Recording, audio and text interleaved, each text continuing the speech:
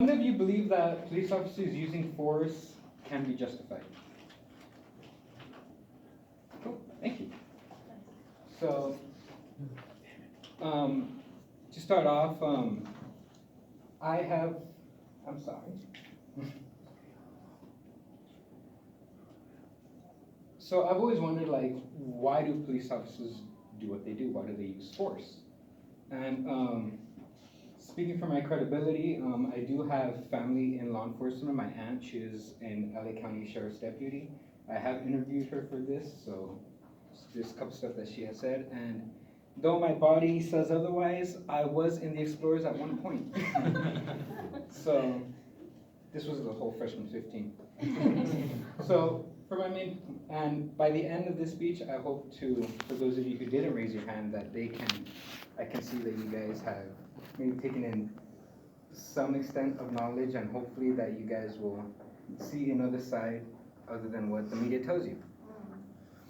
So for my main point, first I'm gonna start off with the problem. Officers using force, and sometimes it doesn't look right.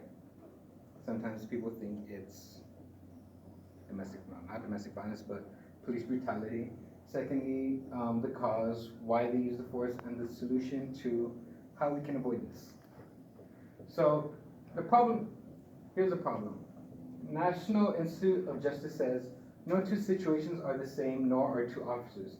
In a potentially threatening situation, an officer will quickly tailor a response to apply their force if necessary. So police officers use force to mostly defend themselves or others. And as you can see right here, this side is what officers say, and this side is what people say. So as you can see, more than half of them on both sides agree that their use of force is necessary. Of course, you do have some officers who are a little more hardcore and think they should punish them more. So now that you know the problem, they use force, here's a little justification of why they use force. And let's go on to the cause of it. Lack of compliance. Most people, like my friend over here, run away from the cops.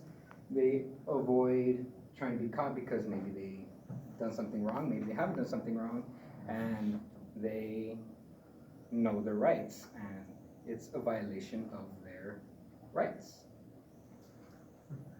And so some people, and this is what my aunt told me as I interviewed her, some people are just idiots and try to resist arrest.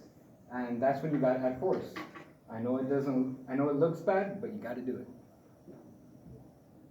And right here from,